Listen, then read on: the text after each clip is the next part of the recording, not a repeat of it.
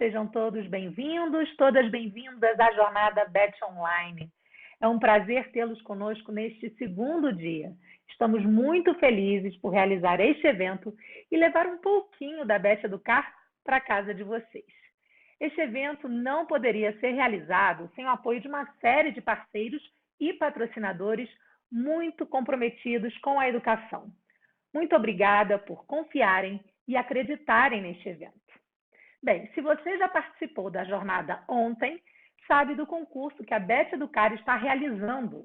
Mas se hoje é o seu primeiro acesso, deixa eu te contar porque eu tenho certeza que você vai querer participar. O concurso Minha Jornada de Aprendizagem na jornada BET Online, oferecido pela EduInfo e BET Educar, irá selecionar a melhor frase que traduza a experiência de aprendizado que vocês tiveram durante o evento. Para participar, basta acessar o QR Code ao lado e preencher o formulário de inscrição e criar uma frase com no máximo 250 caracteres. O prêmio para a melhor frase será um notebook Samsung Chromebook 4. Não deixe de participar. Já pensou em ganhar um notebook novinho para aprimorar ainda mais as suas atividades remotas? Então, nesta sala hoje, nós vamos conversar sobre ensino híbrido, uma metodologia que combina momentos síncronos e momentos assíncronos, ou ainda atividades em que educadores e estudantes estão interagindo ao mesmo tempo em que cada estudante está aprendendo individualmente ou em pequenos grupos. E com a pandemia, muitas experiências foram propostas pelas escolas. Então, vamos à primeira programação do dia. O tema é Ensino Híbrido no Brasil e as experiências internacionais. O mediador é o André Genessini, sócio-diretor do Educamos Online.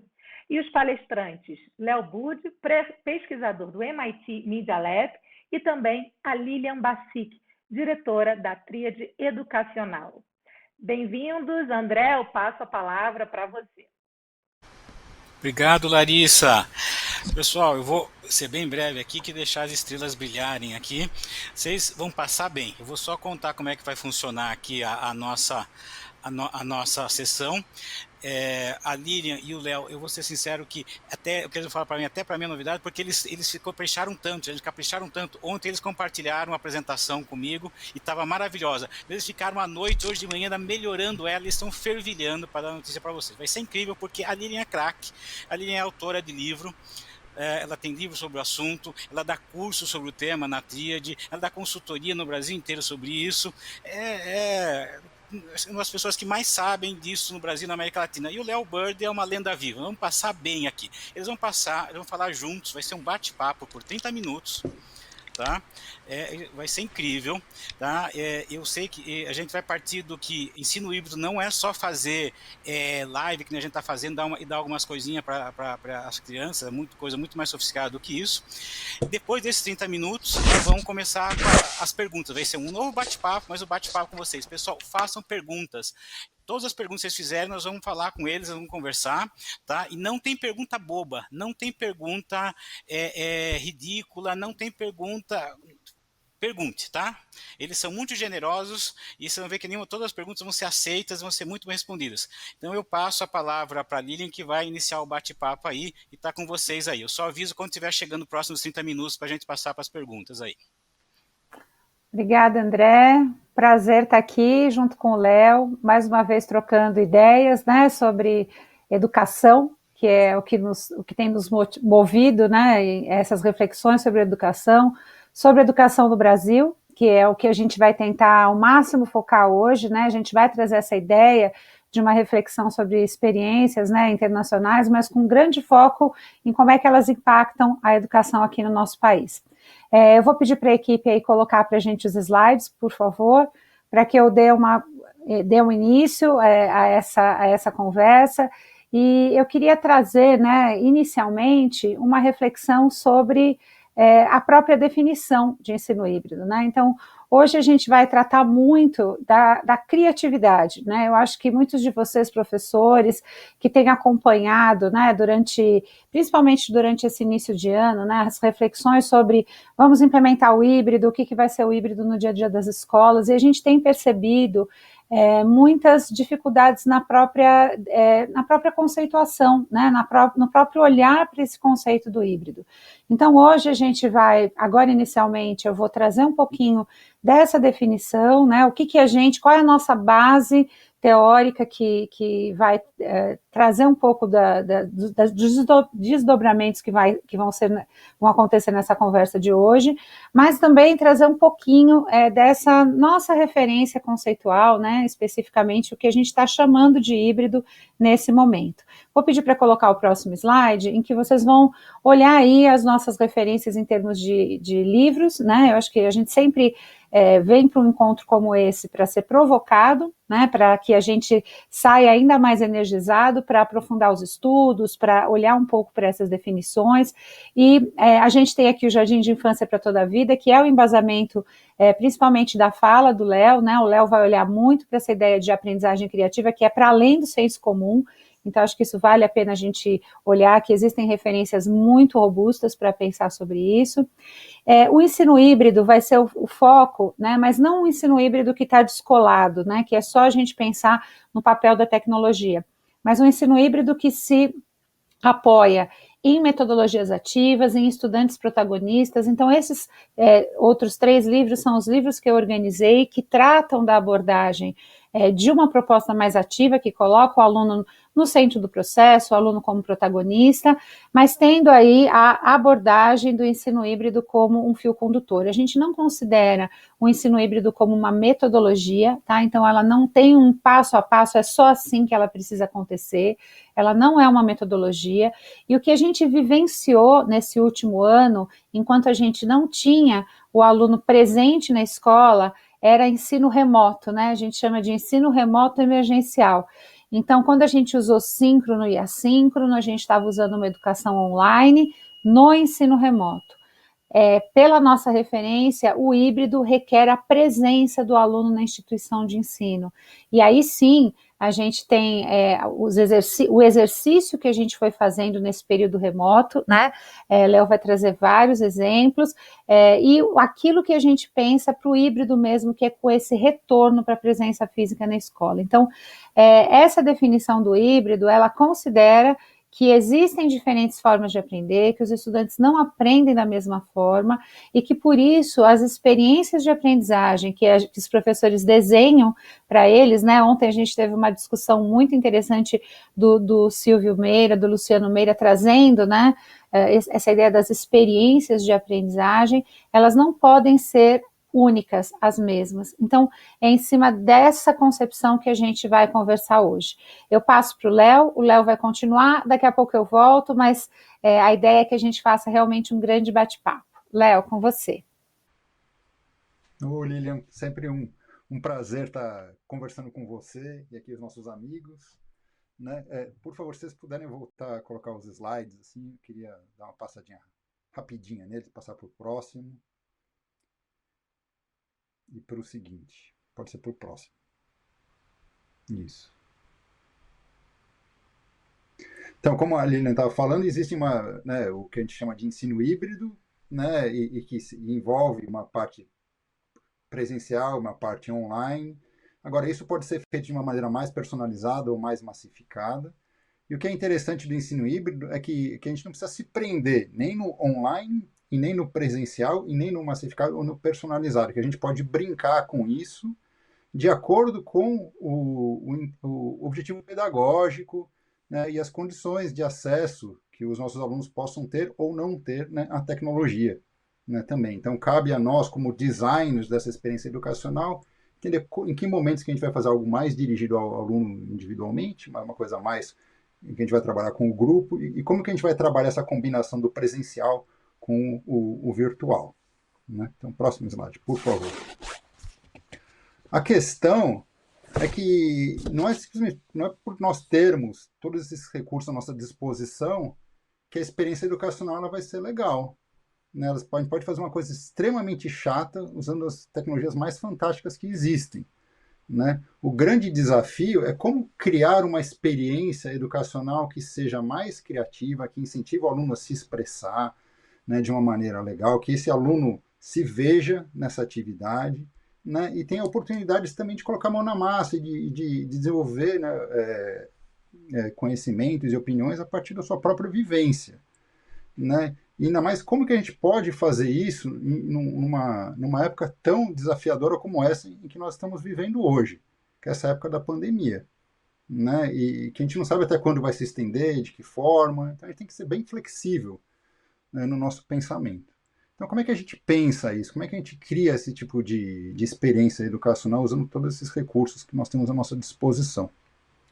Vamos passar para o próximo slide. No nosso trabalho, a gente costuma pensar nossas experiências educacionais a partir de um exercício, que é esse que eu gostaria de passar para vocês agora, que a gente chama de Memórias de uma Aula Inesquecível. Então, eu queria convidar vocês todos a fechar um pouquinho os olhos, assim, por um minutinho. Vamos lembrar de uma experiência educacional que tenha sido bem memorável para vocês. Essa experiência pode ter sido de vocês como alunos ou como professores. Pode ser durante a pandemia ou antes dela.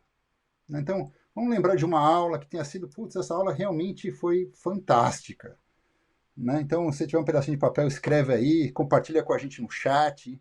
Ah, foi uma aula de matemática que eu tive quando eu estava no 6º ano, tal, né? Vamos pensar nisso, nessa aula memorável que apesar dos anos, ela ficou com vocês, né? E vamos partir para o próximo slide? Vamos pensar que aspectos foram esses que tornaram essa aula tão inesquecível, né? Que ela continua perdurando na nossa memória e nos nossos corações, né?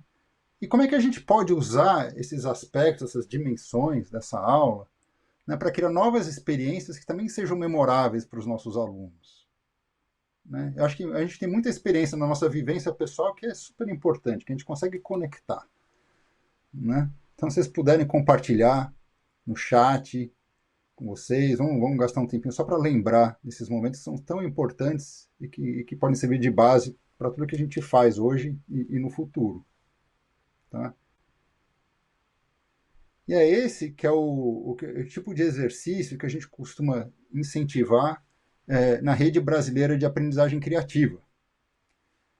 Se puder mudar de slide, por favor. O próximo. A Rede Brasileira de Aprendizagem Criativa é uma iniciativa que nós iniciamos há 6 anos atrás, a partir de uma parceria entre a Fundação Lehman e o MIT Media Lab, né? E ela tem como objetivo fomentar um tipo de educação que seja cada vez mais criativo, mais relevante e mão na massa para todos, principalmente das redes públicas do Brasil, né? Um movimento que vem crescendo bastante, né, que incentiva muitas trocas de experiências, de perguntas e experimentações, né, entre os professores das redes. Se ela se desenvolva, a gente cria uma série de oportunidades para que esses professores possam trocar figurinhas entre si e tal, né? E o que a gente chama de aprendizagem criativa, se puder mudar de slide, por favor,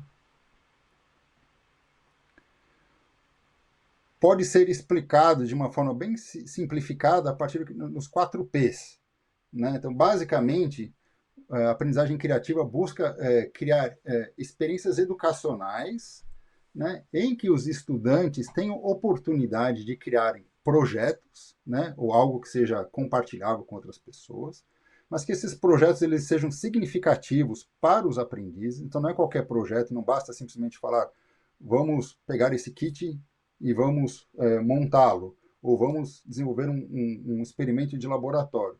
Não, é muito importante que esses projetos sejam significativos para os aprendizes, que eles sejam desenvolvidos num ambiente de pares, num ambiente de muito respeito e incentivo às ideias, né? E que também seja num ambiente em que o espírito lúdico seja pervasivo, né? Em que os participantes eles sejam encorajados a explorarem os materiais, as temáticas, de uma forma muito mais solta, né? Que não tem que se prender a forma com que esses materiais foram criados para serem utilizados, né? Então, quando a gente consegue combinar, né, criar um ambiente em que os alunos sejam incentivados a desenvolverem projetos que sejam significativos para eles, num espaço que se fomente a troca de ideias e o respeito e a exploração livre de materiais, é isso que a gente chama de uma experiência de aprendizagem criativa. Agora, isso normalmente não é muito óbvio de ser feito, né, principalmente quando a gente nasce e se desenvolve em ambientes mais tradicionais, né, de aprendizado. Então, para ajudar os nossos educadores a criarem cada vez mais ambientes de aprendizagem criativa nas suas escolas, nós organizamos uma série de eventos, né, com encontros locais. Próximo slide. Encontros locais que acontecem mensalmente. Nós também organizamos festivais de invenção e criatividade. No próximo slide. Que são encontros regionais que celebram o espírito criativo dos educadores, né, de uma determinada cidade ou região. São grandes festas, né, que atraem assim, famílias, né, os alunos, suas famílias, professores de várias regiões. E o importante aqui é tanto reconhecer quem já está fazendo algo interessante na aprendizagem criativa, mas também inspirar quem vem, né, visitar o festival, para que quando voltarem às suas escolas tenham vontade de experimentar algo novo com seus alunos, né? Nós também organizamos conferências nacionais. Próximo slide. A última presencial foi em 2019, que nós organizamos em São Bernardo do Campo, e contou com a presença de mais de 8.000 educadores, uma parte deles professores de escolas, né, e a energia muito, muito forte assim, deles compartilhando suas ideias, aprendendo uns com os outros. Foi uma coisa muito legal, muito especial. Próximo slide. E além dos encontros, né, presenciais, a gente também organiza eventos temáticos voltados para o Scratch, né, que é uma ferramenta desenvolvida pelo nosso grupo no MIT, né, voltada também para a aprendizagem criativa. Só em 2019 nós ajudamos a organizar mais de 500 eventos no Brasil, né, celebrando o Scratch. Então é uma coisa muito forte que a gente procura fomentar sempre essa conexão entre os professores. E o nosso entendimento da aprendizagem criativa é uma coisa bem aberta e bem ampla, né? Então, próximo slide. Que vai desde de incentivar os nossos alunos a criarem maquetes da sua comunidade, usando caixa de papelão e LEDs, né, luzinhas de computador com células fotovoltaicas, até... Próximo slide. Até exemplos de professores que transformaram a cozinha da escola num espaço de criatividade, né, em que os alunos tinham acesso aos ingredientes e eram incentivados a criarem suas próprias receitas, né, essas receitas sendo inspiradas tanto por receitas de família, que eles chamam de receitas do coração, como receitas mais tradicionais, né, que vinham do lugar onde eles moravam. Né, e através desse processo de criação das suas próprias receitas, acabavam explorando temas curriculares que iam desde do português, né, que eles usavam para a realização de banquetes na comunidade, até física, química e outras coisas. Tem outros exemplos também, né, mudando de slide, que inclui, por exemplo, a transformação de bibliotecas em espaços de inovação comunitária, como esse que foi desenvolvido em Curitiba. Né, próximo. Né, o uso de fotografia para trabalhar com crianças em comunidades quilombola, né, do desenvolvimento da sua identidade e autoestima, né, e muitos outros, né, como, por exemplo, o próximo, em que eles literalmente levaram a aprendizagem criativa às ruas, né, através de teatro e atividades que desenvolveram para as crianças no bairro. Né? Então, a nossa visão de aprendizagem criativa é algo bem amplo, né? Bem interdisciplinar, assim, bem mão na massa. Próximo slide.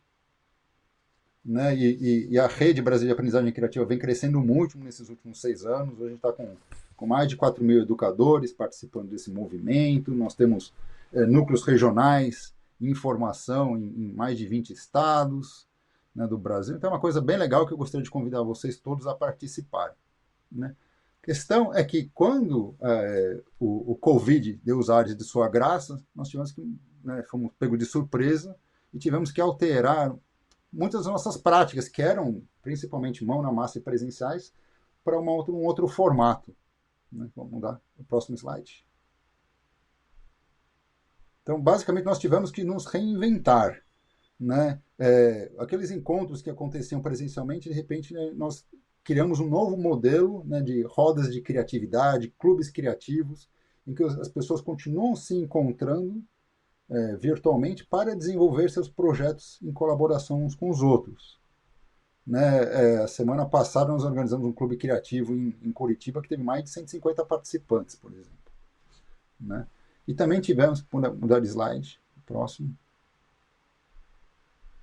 Né? Criamos um site que é a Aprendizagem Criativa em Casa, né? Com exemplos de atividades que os pais e familiares podem desenvolver com seus filhos e as crianças, usando os materiais que tiverem à sua disposição em casa. Né? Próximo.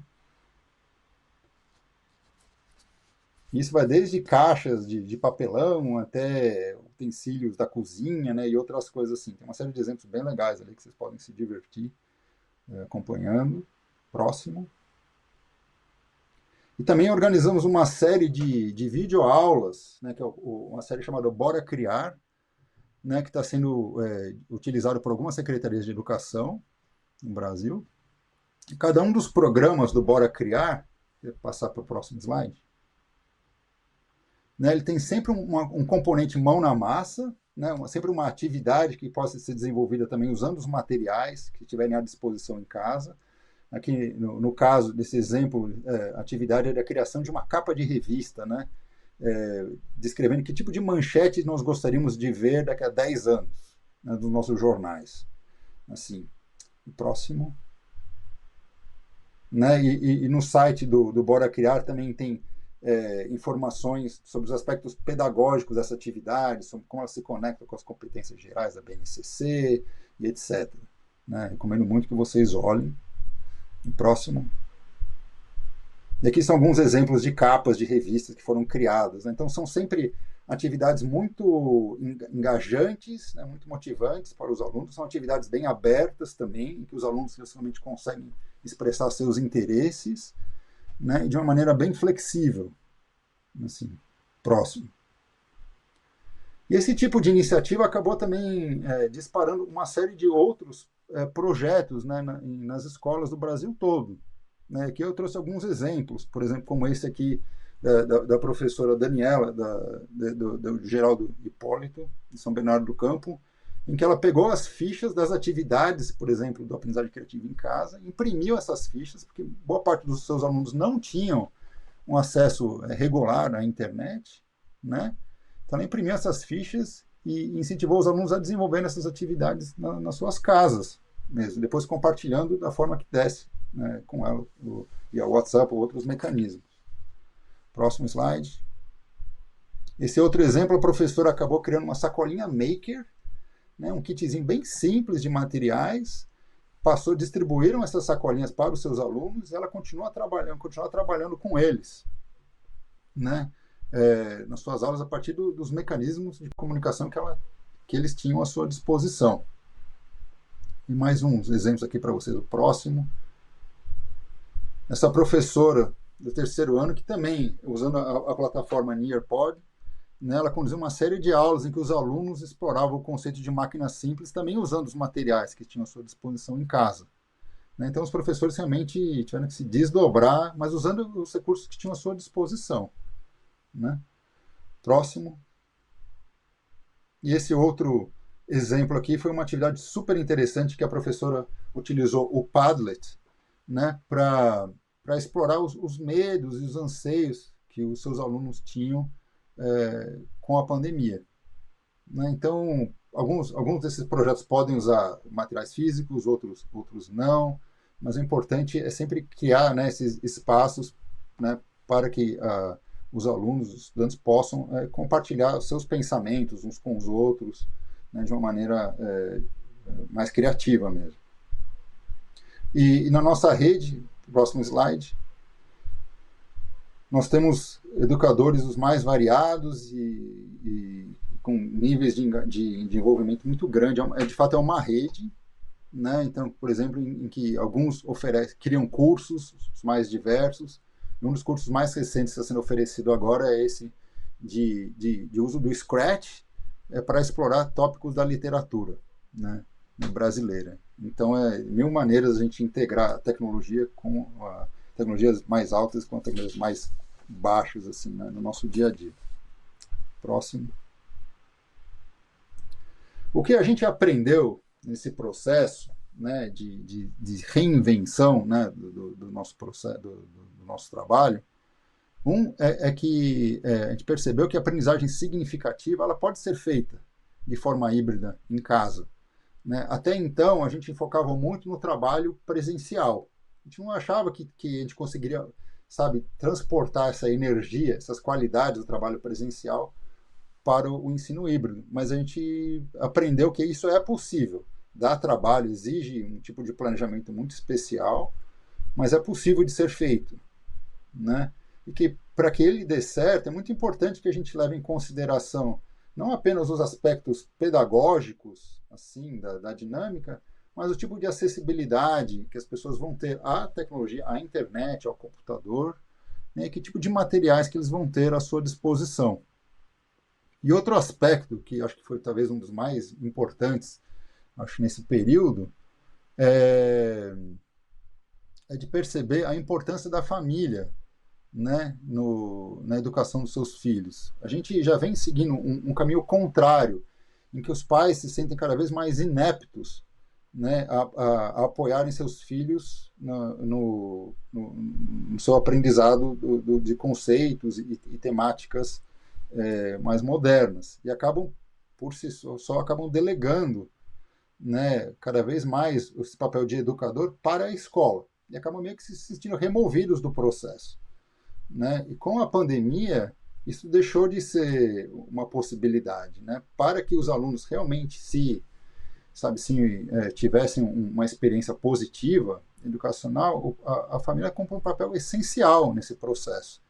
Tanto na questão de incentivo, quanto na criação de um espaço que seja adequado para o aprendizado, quanto para facilitar a interação com os professores e assim por diante.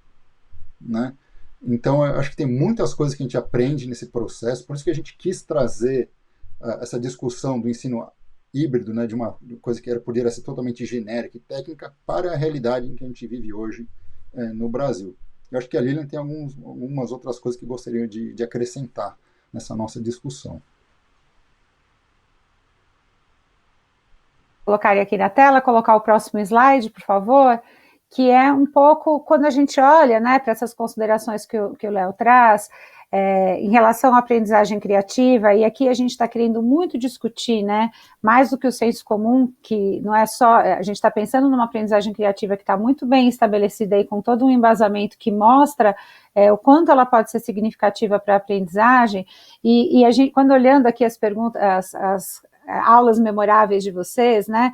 Então, teve gente comentando sobre aula de literatura, gamificação, debate, questões, passeio ao zoológico, teve até uma pessoa que falou uma oficina que fez comigo, fiquei super feliz aqui, a Ana falou uma oficina que eu fiz com a Lilian, fico feliz de ter sido só aula memorável. Então, esses exemplos que vocês colocaram, e se você estiver aqui na sala, dá uma corrida aqui no chat para olhar para esses exemplos, são exemplos que mostram atividades muito interessantes e que envolvem, a maior parte delas, ninguém falou que a aula memorável foi ficar sentado ouvindo o professor falar, né? Todos colocaram como aulas memoráveis momentos de interação com o conteúdo ou de interação com os pares, né? Então tem visita ao zoológico, uma professora que contou que deu uma aula no auditório para muitos alunos.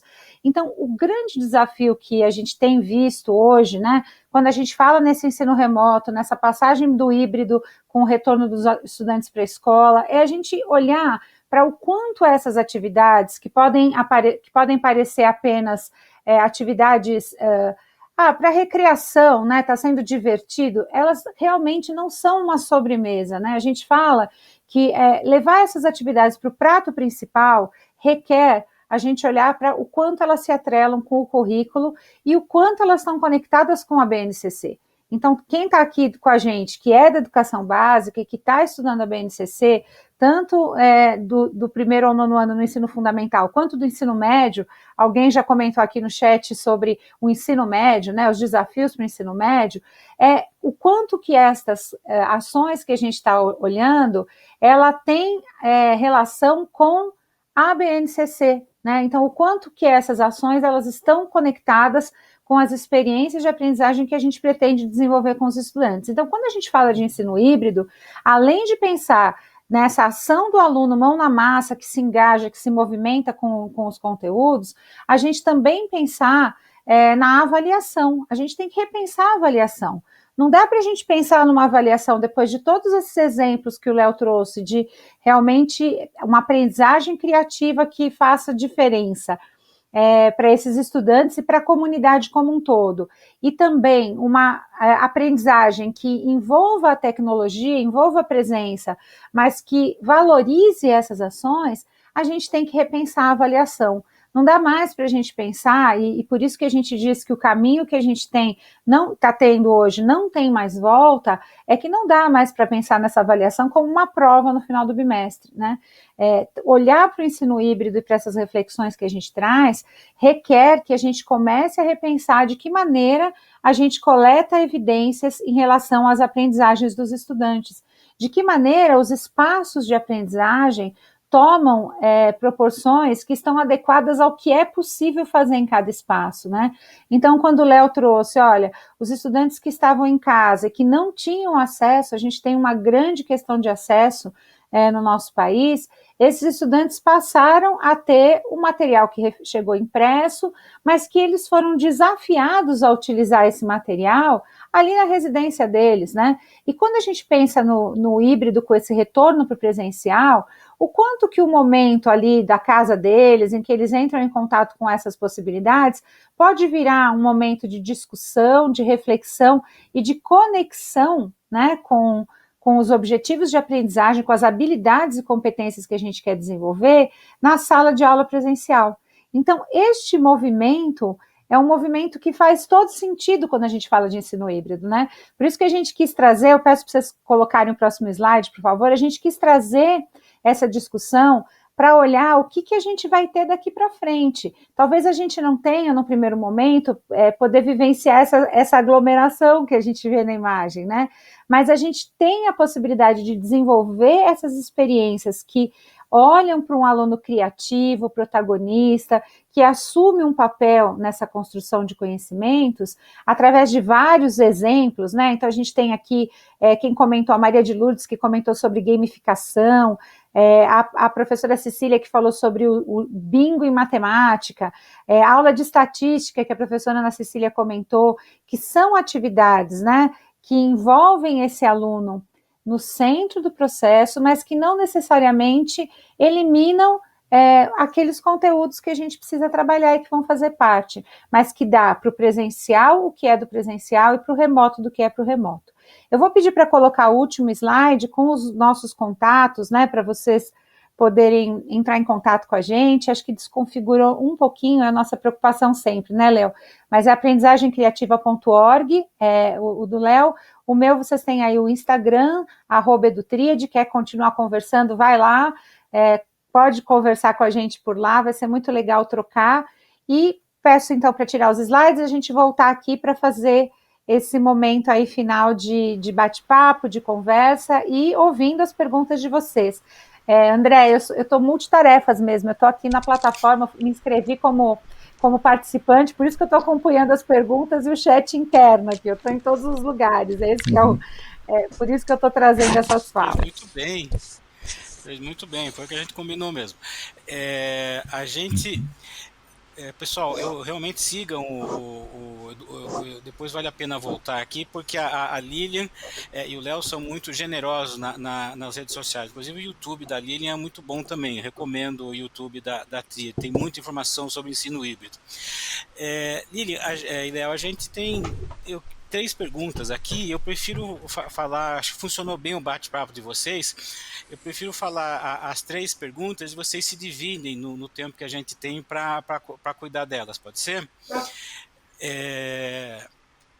Eu queria só rapidamente da minha contribuição dos 2 momentos como professor e como aluno que eu tive lá, mais criativo. Eu como professor, quando eu dava aula de gastronomia no Senac, apesar de ser mais da tecnologia de educação, tem esse lado B da gastronomia. Teve um aluno meu que ele tinha dificuldades enormes de aprender, ele era viciado em bebida e tudo mais.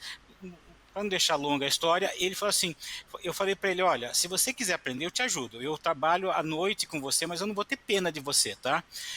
Não vem com pena, mas eu te ajudo. Eu trabalho noite e dia para te ajudar.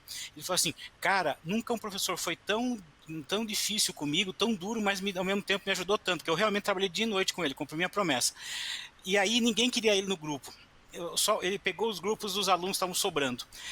E aí ele tirou o primeiro aluno numa competição, o grupo dele tirou o primeiro aluno numa competição votada por professores externos, e ele ganhou um prêmio no navio. Esse foi o melhor dia como professor da minha vida, esse aluno ter ganho esse prêmio, e ter me dado um abraço por ele ter ganhado um trabalho no navio, ter acreditado nele. O meu melhor momento como aluno também foi parecido quando eu ganhei um prêmio também num determinado momento, e os dois em comum tinham emoção, né? Então, e aí para as perguntas que a gente vai ter, por isso que eu contei isso daqui, né? Para mim sempre estava identificado muito a emoção, eu brinco que a emoção é a moeda da aprendizagem. Então, as duas perguntas que surgiram, que eu resolvi fazer essa introdução, se você pudesse falar um pouco mais de exemplos de como é que o ensino híbrido, a aprendizagem criativa, possibilita experiências de aprendizagem, mas principalmente falando da questão que você já tocou um pouco, que é a dificuldade de acesso aos recursos digitais. Então você já deu uma dica, né, de imprimir algumas coisas, mas a gente está tendo várias pessoas aqui falando da dificuldade, muitos lugares não tem acesso direito, pouco celular, não tem banda larga. Se você puder dar um pouco mais de dicas, além do que você falou de imprimir, de como é que eu posso eventualmente compensar um pouco esse gap, e se você pudesse dar mais exemplos, explicar um pouquinho mais o que você falou de algumas tecnologias, né, de alguns softwares, tudo mais, se pudesse dar algumas dicas aí, práticas que posso fazer. E eu fico quieto agora, passo a palavra para as nossas estrelas aí. Muito bom, André. Obrigada aí pela sua contribuição. Acho que é muito legal a gente poder fazer essas trocas, né? Pensar a importância desse trabalho integral, né? Quando você traz a emoção, então a gente desenvolver também as tais das competências, aprendizagens ou habilidades socioemocionais, né? Como tudo isso faz parte. Eu acho que assim, a gente precisa analisar, né, um pouco, sempre pensando para quem que a gente está desenvolvendo essa atividade, né? A gente tem falado muito que no ensino híbrido, no remoto, e mesmo no 100% presencial, a gente ter algo pronto, acabado, sem entender quem é. Pode deixar nós três aqui, acho que é legal, assim a gente vai trocando. A gente poder trocar, né, e entender quem é esse aluno, né, então falar quem é esse aluno, né, quais são as características dele, quais são as reais necessidades, e a partir desse aluno, que tipo, né, dessa realidade, desse público, que tipo de experiência vai fazer mais sentido.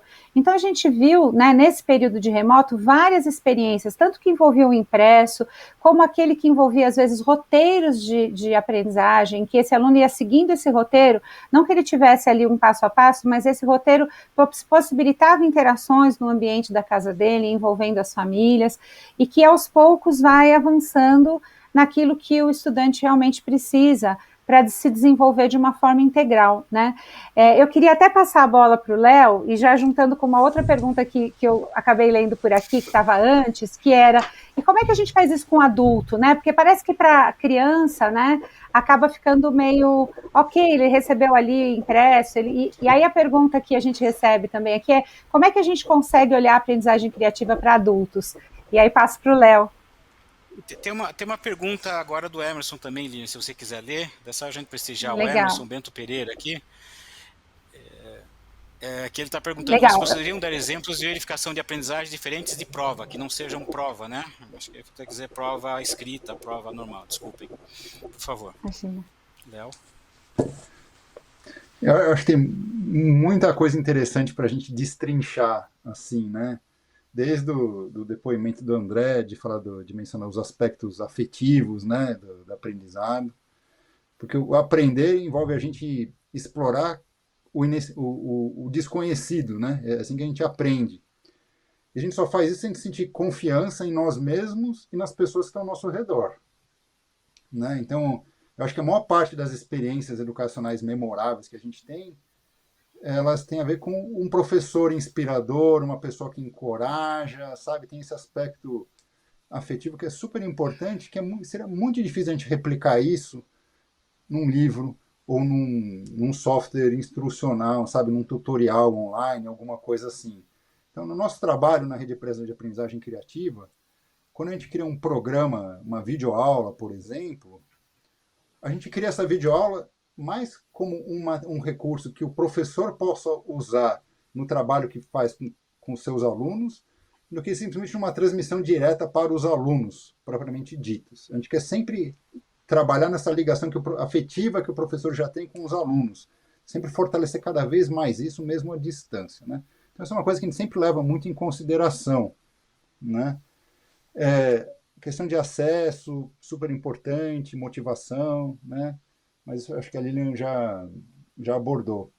A questão do adulto, né? Por exemplo, essa dinâmica que a gente fez no começo, né, com vocês, vamos fazer uma reflexão sobre a nossa própria vida, né? Uma reflexão para adultos mesmo, né? E ver o adulto como, depende, obviamente, com quem a gente vai trabalhar, a gente tem que pensar qual que é a motivação dessa pessoa, mas vamos construir respeitando, sabe, a experiência de vida que essa pessoa tem, onde que ela está no seu momento atual, né? E fazer essas conexões.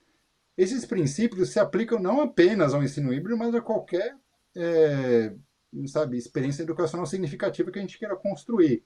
O híbrido, no caso, só adiciona uma complexidade da distância, das interações, né? Mas a gente tem que partir das motivações e do estado atual das pessoas, né? E seguir a partir daí, porque senão a gente vai fazer uma coisa totalmente desengajante, e mesmo que a pessoa tivesse um a um com você na sua frente, você não conseguiria estabelecer essa conexão que é tão vital, né? E com relação... Bom, Ilian, fala um pouco aí, depois a gente... Bom. Não, eu acho que é isso, eu acho que esse ponto, né, de olhar quem está do outro lado, né, nunca foi tão importante isso, né, o quanto a gente escutou dos professores, essa discussão que a gente tem ouvido, o aluno não abre a câmera, ele não abre o microfone, quando a gente olha para o momento remoto, e mesmo no híbrido, porque no híbrido a gente ainda está vivendo essa dupla modalidade aqui no Brasil, né, alguns alunos voltam para o presencial, outros continuam 100% remoto, e essa angústia, né, de eu não consigo ver esse meu aluno. Então, olhar para esse outro e realmente pensar nessa experiência que motiva e que engaja e que leva a necessidade, a vontade desse aluno participar, é algo que faz muito sentido, né? Porque a gente não está falando de algo que está fechado, né? Que eu até posso, a gente sabe que muitas instituições usam livros didáticos, tem lá os materiais de referência, mas a pedagogia, né? A hora que você organiza esses materiais para planejar a sua aula, uma das pessoas até comentou no chat, né? A dificuldade do planejamento é porque agora, cada vez mais a gente está percebendo essa necessidade de saber, como você bem colocou, quem ele é, onde ele está, qual é a necessidade dele nesse momento. E quando a gente fala de personalização, olhar para esse outro é fundamental, é fundamental. Acho que vale agora a gente entrar aí na pergunta do Emerson, querido, que bom ter o Emerson aqui acompanhando a gente. E ele está perguntando sobre essas experiências, a verificação das aprendizagens. Léo, deixa você comentar, porque eu também quero te ouvir nessa. O tipo de avaliação e acompanhamento que a gente faz, né, na aprendizagem criativa é muito parecido, em muitos aspectos, com o tipo de avaliação que é feito numa educação baseada em projetos, né? Então, você pode, se quiser aplicar uma prova, você pode, mas, para além disso, se recomenda muito o quê? Criar oportunidades para que os próprios alunos apresentem o seu trabalho durante vários momentos, né, em que eles possam falar tanto dos produtos que eles estão criando quanto do processo, né, quanto que eles tiveram que mudar de rota, né, de percurso, à medida que eles foram desenvolvendo suas ideias, né, acompanhar a interação que os alunos têm, o tipo de troca que eles fazem entre si, essas habilidades de mais alto nível, né, de colaboração, né, de expressão, de senso crítico e outras coisas.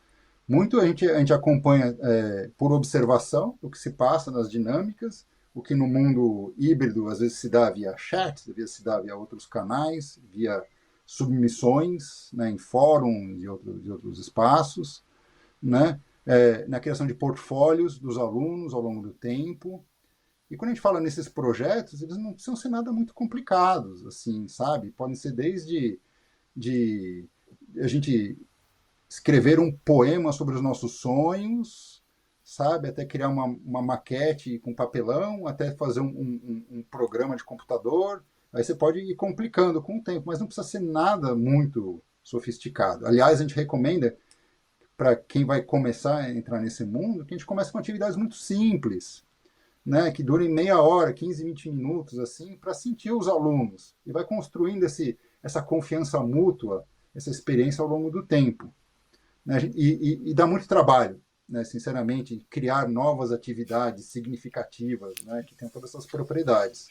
Não é uma coisa que a gente faz de uma hora para outra, né? E para ajudar nesse processo, no nosso portal, no portal da Rede Brasileira de Aprendizagem Criativa, a gente tem uma galeria de atividades, né, que traz exemplos de planos de aulas que foram criados por outros professores, que podem ser remixados por vocês. Né? Então, serve como um ponto de partida.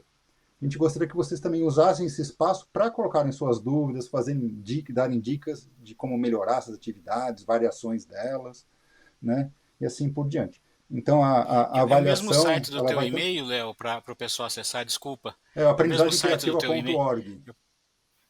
Isso, ok. aprendizagemcriativa.org.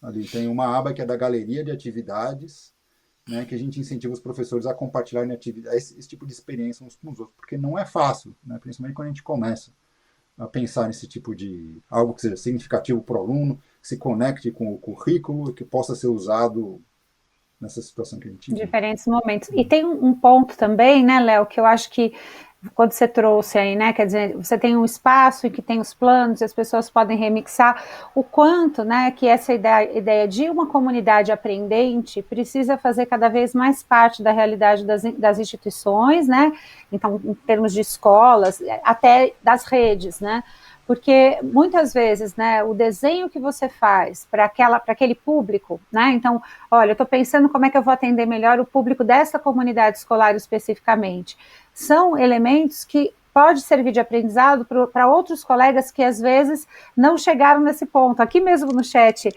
teve uma pergunta, alguém falou assim, eu fiz bingo com os meus alunos em matemática. Uma outra pessoa que está aqui acompanhando falou assim, me conta como é que você fez, eu gostaria muito de fazer um bingo. Então, aqui, numa conversa, numa apresentação. Agora, se a gente consegue levar isso para dentro das instituições, começar pequenininho, como você colocou, eu vou criar uma rede, óbvio, a rede de aprendizagem criativa, ela já tem um tempo aí, já foi alimentada por muitas realidades, por isso que é muito legal a gente se inspirar lá, mas que a gente também consiga, dentro das nossas escolas, começar a criar essas redes, né? Essa rede de compartilhamento de experiências, e muitas vezes a gente vai, né, então, como tríade, né, a gente é contratado, olha, vem aqui, preciso formar os professores, aí quando a gente começa a conversar nas escolas, a gente começa a ver quanta coisa boa que está acontecendo já dentro das escolas, né? Então, criar essas redes de troca ajuda tanto a ter uma sinergia em relação ao público, porque quem está naquela escola tem um público semelhante, né? Estão inseridos na mesma comunidade escolar, quanto você buscar analogias com outras redes que, por exemplo, estamos numa rede, de repente, com pouco acesso, né, em comunidades rurais, ou que não tem um acesso à banda larga, Wi-Fi, como a gente gostaria. Então, olhar para essa possibilidade de criação de comunidades de aprendizagem, eu acho que também é muito potente. Até, né, aí voltando e fechando na pergunta do Emerson, para pensar nesses exemplos de verificação de aprendizagem, né, porque a gente tem visto, né, no ensino híbrido, 3 elementos principais quando a gente pensa em avaliações, né? E lá no meu blog, vocês vão encontrar bastante coisas sobre isso, lilianbacic.com, é fácil de achar aqui com o meu nome. 3 elementos que a gente pensa que são muito importantes. Primeiro, a coerência, né? Então, se eu estou fazendo um projeto, o que é mais coerente para eu avaliar num projeto? O que é mais coerente eu buscar como uma avaliação a partir daquilo que eu estou fazendo? Então, a coerência é fundamental. Não adianta eu fazer um projeto com paixão, com brincadeira, com tudo aquilo que a gente tem e fazer uma avaliação extremamente tradicional, né, aí entre aspas, né? Então, essa coerência, ela faz muito sentido. Num segundo ponto, a abrangência, o quanto eu posso diversificar as experiências avaliativas, né? Então eu posso, como você falou, uma hora é oral, outra hora é uma produção escrita, outra hora é uma revisão entre pares. Essa ideia da abrangência, ela faz muito sentido no ensino híbrido. E o terceiro ponto é a continuidade. Como num projeto, né? Às vezes a cada semana a gente vai conversar com os alunos, dar um feedback para eles avançarem. Quando a gente está falando de ensino híbrido, é a mesma coisa. Não adianta que essa avaliação fique ali no final de um trimestre, por exemplo. Ela precisa ter essa continuidade para retroalimentar a própria experiência de aprendizagem do estudante. Ele falar, então esse caminho aqui talvez não seja tão bom. Essa troca com os pares vai ajudar muito, né? Então, acho que esses pontos da avaliação valem a pena a gente olhar um pouquinho, né, e discutir. André, vou te passar que eu acho que você ia fazer alguma fala aí. Não, na verdade estava te esperando, mas tem uma da Lari, tem um aviso aqui, a gente tem uma pergunta na educação infantil, que sugestões vocês têm no ensino híbrido para a idade de alfabetização? Mais um desafio para vocês aí. Acho que não é tanto, né? A capa do livro lá já era jardim de infância para toda a vida, né, Léo? Pega aí esse fio. A aprendizagem criativa, ela é inspirada em várias abordagens educacionais, várias teorias, né? Mas ela se inspira muito na abordagem que levou à criação dos jardins de infância, né? Com espaços dedicados às crianças, né? E o que a gente percebe é que no jardim de infância tradicional, as crianças elas têm a oportunidade de brincar com vários materiais diferentes, de uma forma mais solta, né? E nesse processo de criação e de socialização com os coleguinhas, elas vão, né, desenvolvendo tanto a sua motricidade, quanto a sua capacidade de socializar e explorar temáticas que às vezes não seriam tão óbvias para elas experimentarem, né? Isso é a base da aprendizagem criativa, né? No caso do ensino híbrido, né, a gente incentiva a criação de espaços desse tipo, mas dentro da casa, né? Das crianças, que elas possam explorar isso também, seja junto com os demais coleguinhas, quanto de uma forma mais isolada, né? Assim, porque não é ruim uma criança ter um tempo sozinha explorando os materiais, né? Ela se entretém, né, com isso naturalmente.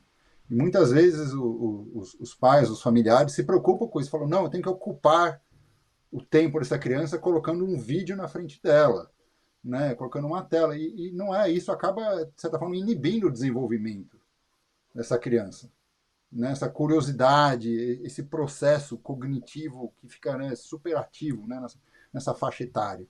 Então, para ajudar a demonstrar, dar exemplos do que é possível, foi por isso que nós criamos esse site da Aprendizagem Criativa em Casa, que é aprendizagemcriativaemcasa.org. Ali você vai encontrar uma série de atividades exemplo, né? Não precisa seguir como receitinha de bolo, mas usa como referência, né? que possam ser implementadas na casa das pessoas usando os materiais que tiverem à disposição. E uma das recomendações ali é uma caixa que seria como se fosse um porta-treco, né? Que você tenha desde de colher de pau até brinquedo quebrado, pedaço de papel colorido, sabe, rolo de papel e outras coisas assim, né? Para as crianças mexerem e criarem por conta própria, né? Então, a gente se inspira muito pelo que acontece na educação infantil. Léo, a gente infelizmente tá bom demais aqui, mas a gente precisa fazer o encerramento aqui, devolver para Larissa aqui para tocar as próximas sessões. Então eu vou pedir 2 minutos mesmo, né? Não é 2 que viram 5, vocês fazerem um tchau, considerações finais, falarem as redes de novo para as pessoas seguirem vocês. Então, por favor. Pode ir. Quer começar, Léo? Vou eu? Então vou eu.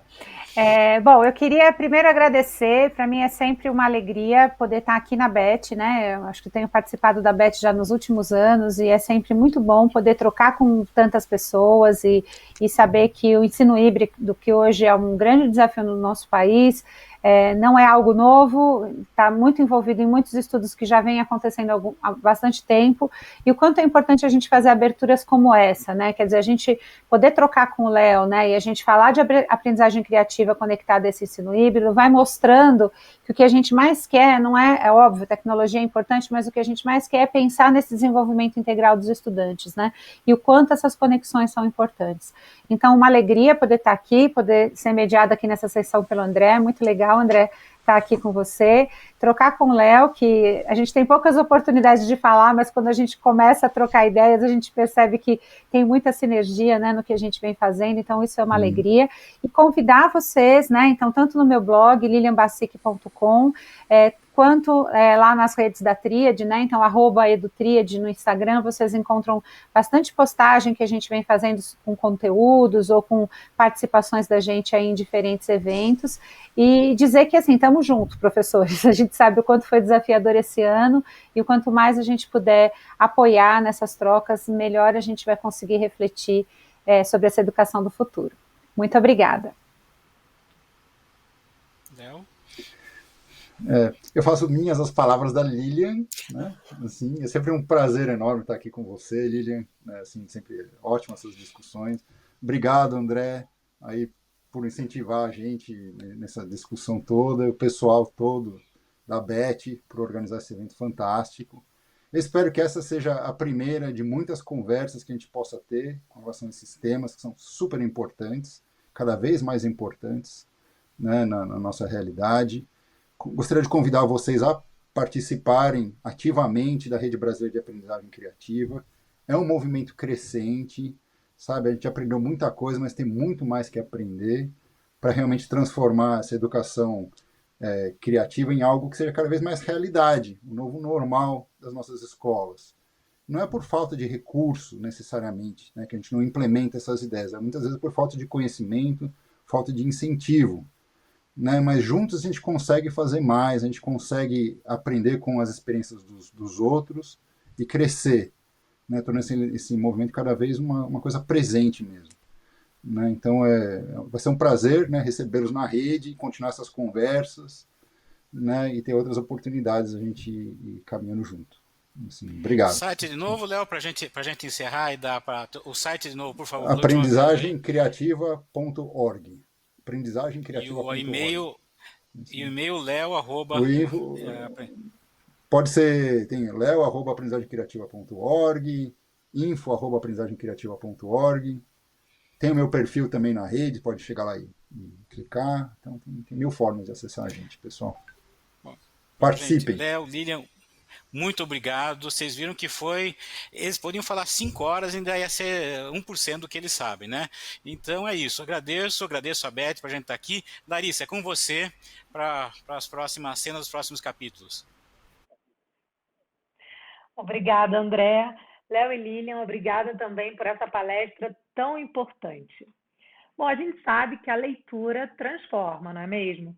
E para semear cada vez mais essa ideia, a Árvore está oferecendo a oportunidade de você explorar gratuitamente a maior plataforma de leitura digital do Brasil, que conta com o apoio tecnológico e pedagógico necessário para que a sua escola se adapte ao ensino híbrido e remoto. Mais de 80 mil educadores e 1,8 milhões de alunos foram beneficiados. Acesse o QR Code que está na tela, inscreva-se para essa experiência que vai encantar seus professores e também estudantes de diversos segmentos. A gente está encerrando essa sessão plenária e, na sequência, teremos os palcos de lives, que são 6 sessões de 30 minutos sobre inovação e tecnologia em educação, onde você também pode participar e interagir com os palestrantes. Para acessar é bem fácil, olha só, basta tornar o auditório principal e clicar na aba Palco de Lives e escolher uma das 6 salas disponíveis para você assistir. Agora serão as sessões apresentadas pela Editora do Brasil, Evolucional, Conexia, SAI, SAS e Google. E se você preferir, também pode visitar os estandes na área de exposição, que também tem muita coisa bacana. Inclusive, a EduInfo está sorteando diversos prêmios dentro do seu estande. Corre lá para participar. A próxima sessão plenária será às 3h30 e teremos uma sessão Microsoft com a palestra Reimaginando a Educação, lições aprendidas e um olhar para o futuro, que será apresentada pelo Antony Salcito e pela Vera Cabral. A gente espera você!